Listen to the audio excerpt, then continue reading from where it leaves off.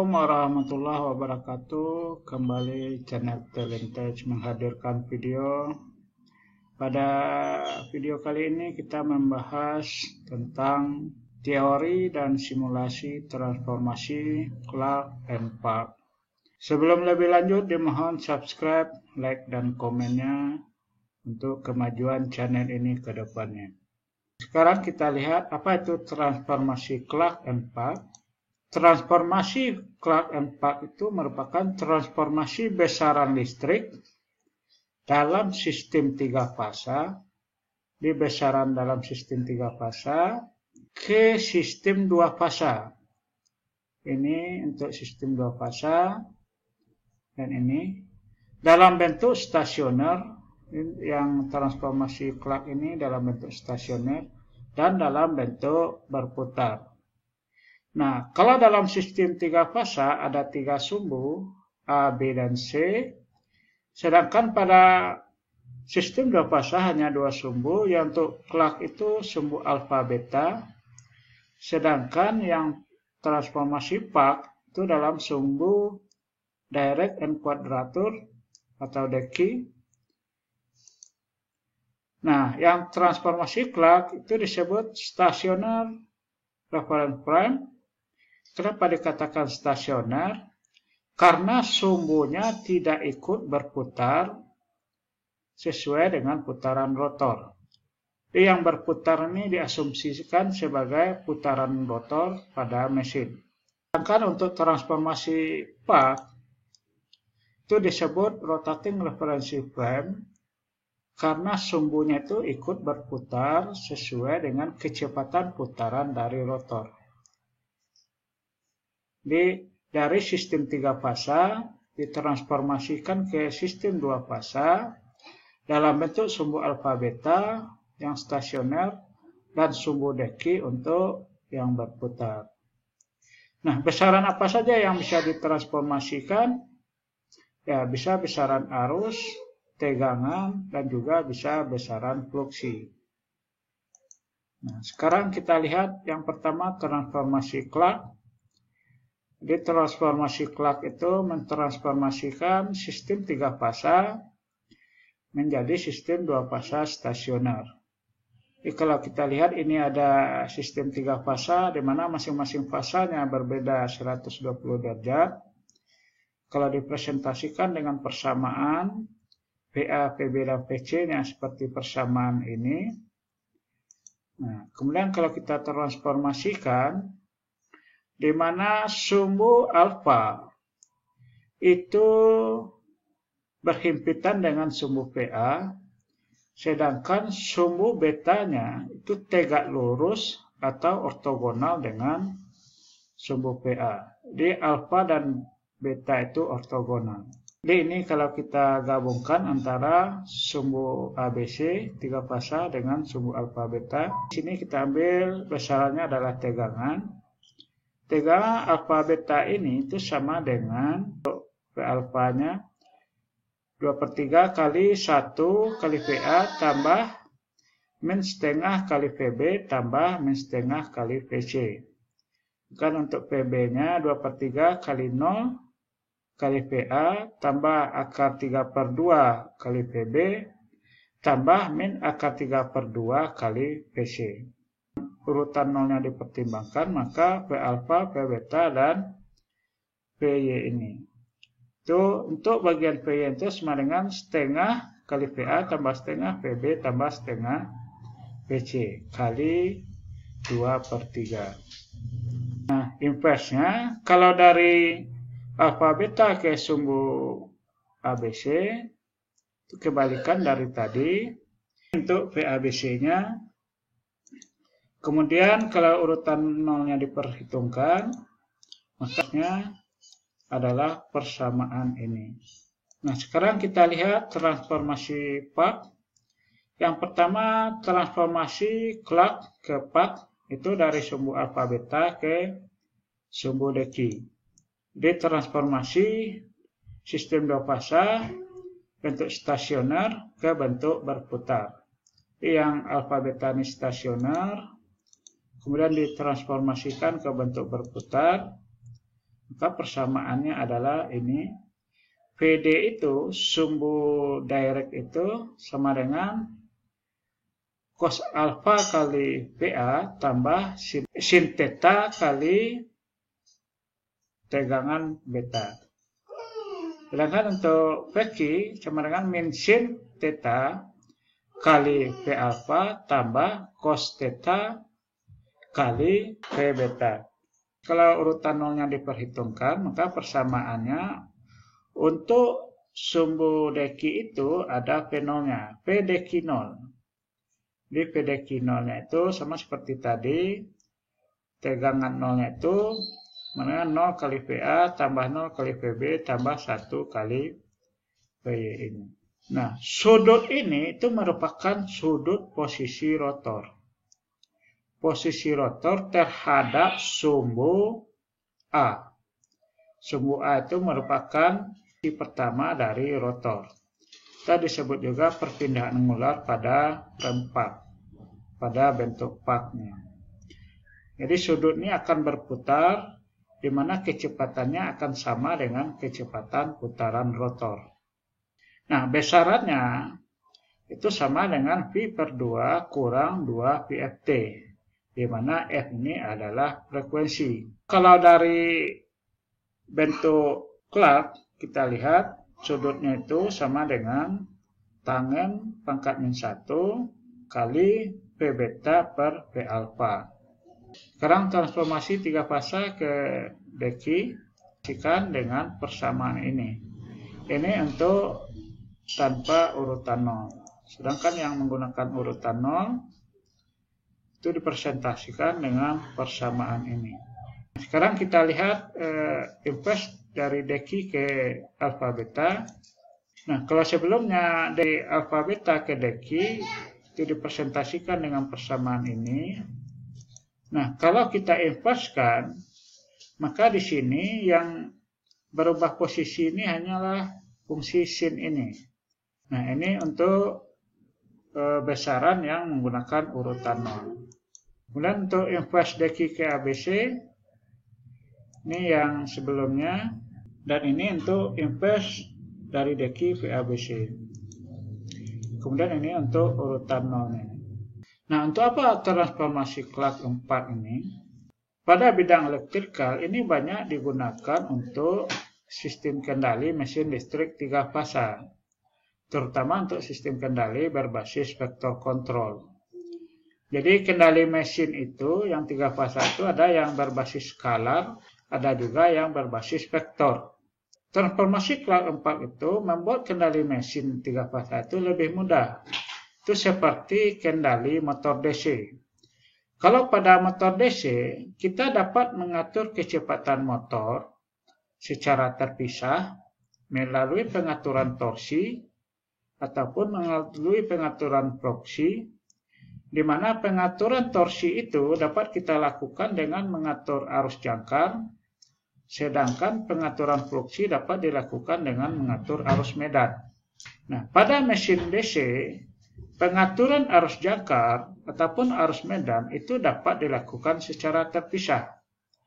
Tapi pada mesin listrik 3 fasa, hal itu tidak bisa dilakukan.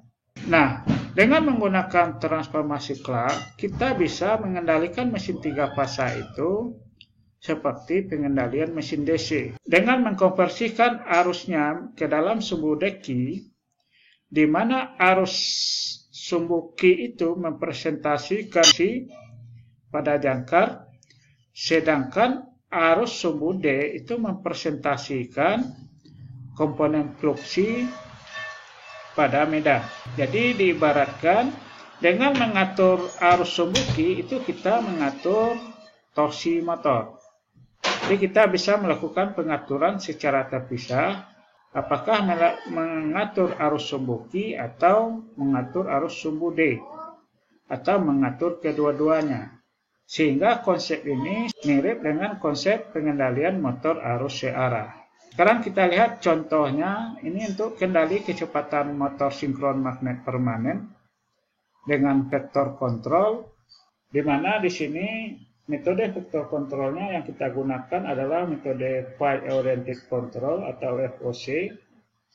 Nah, dalam metode FOC, kita mengendalikan kecepatan motor melalui pengaturan torsi dan fluksi secara tidak langsung melalui pengaturan arus sumbu Q untuk torsi dan arus sumbu D untuk medan. Nah, di sini konsepnya kita hanya mengatur arus sumbu Q, kecepatan referensi kita bandingkan dengan kecepatan terukurnya, kemudian kita kontrol dengan PID. Nah, luarannya itu adalah arus sumbu Q referensi. Arus referensi ID dan IQ ini kita konversikan ke sumbu ABC, inverse dari transformasi PAK, DQ ke ABC, sehingga didapat arus ABC referensi. Kalau sudah ada arus ABC referensinya ini, dengan menggunakan hysteresis current control PWM, nah, kita bisa menghasilkan pulsa untuk modulasi inverter ini untuk mengendalikan kecepatan motor ini.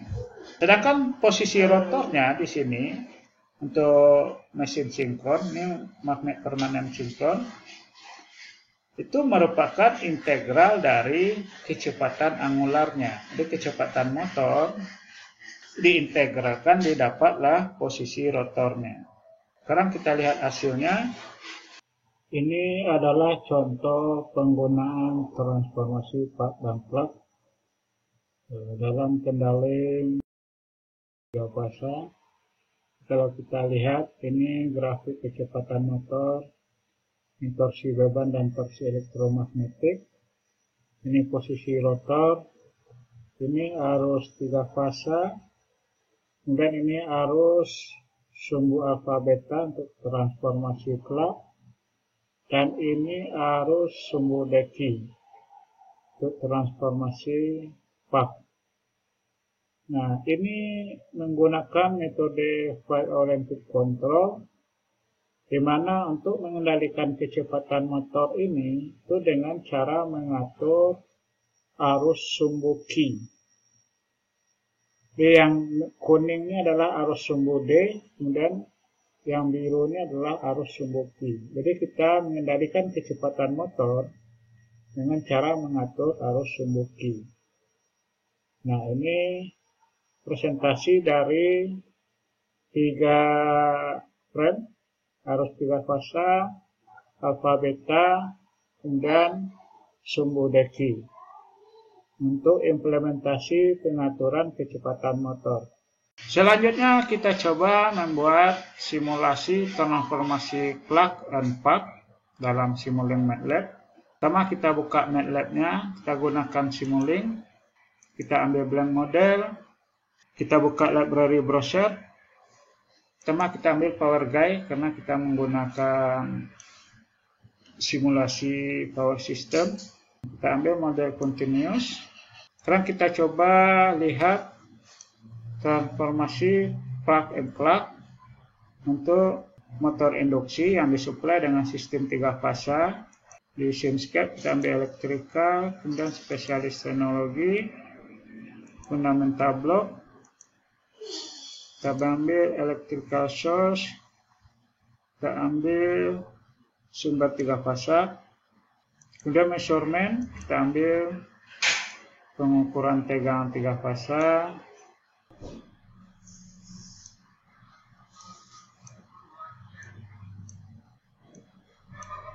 selanjutnya kita ambil blok mesin. Kita ambil mesin induksi asinkron unit SI.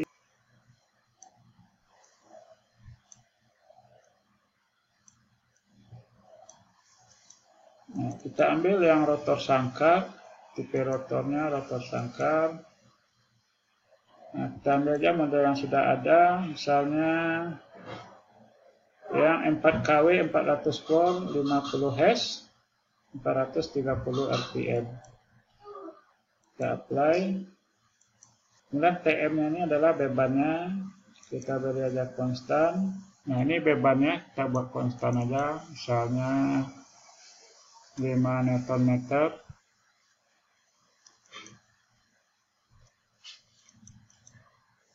Sekarang yang tegangnya ini kita lihat untuk sistem 3 fasanya seperti apa, sumbu alfa betanya seperti apa, kemudian sumbu dekinya seperti apa.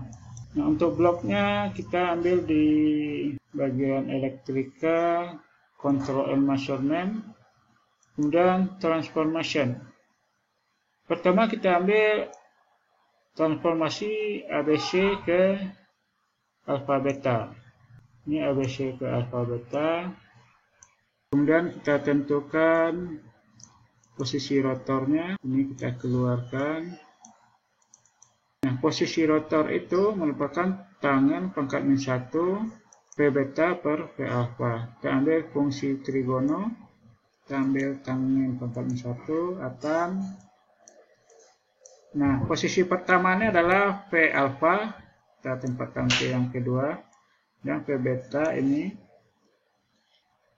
dan yang ketiga ini kita, nah ini posisi rotornya. Kemudian kita ambil alfa beta ke deki, alfa beta no ke deki. Nah, ini keluarannya alfa beta. Kemudian kecepatan rotornya, nah ini untuk dekinonya. Ini dengan memperhitungkan urutan 0. Kalau tidak menggunakan urutan 0, kita bisa keluarkan urutan 0-nya. Sekarang kita plot ketiga-tiganya. Pertama kita ambil untuk ABC, yang kedua alfa beta, yang ketiga dekino, kemudian yang keempat posisi rotor. Nah, sekarang ini udah jalan. Ini sumbu 3 fasa, ini sumbu alfa beta, kemudian ini sumbu deki, kemudian ini posisi rotornya dalam radian. Itu bedanya antara sumbu 3 fasa, sumbu alfa beta, kemudian sumbu deki. Jadi demikianlah video kita kali ini. Sampai jumpa dengan video berikutnya. Assalamualaikum warahmatullahi wabarakatuh.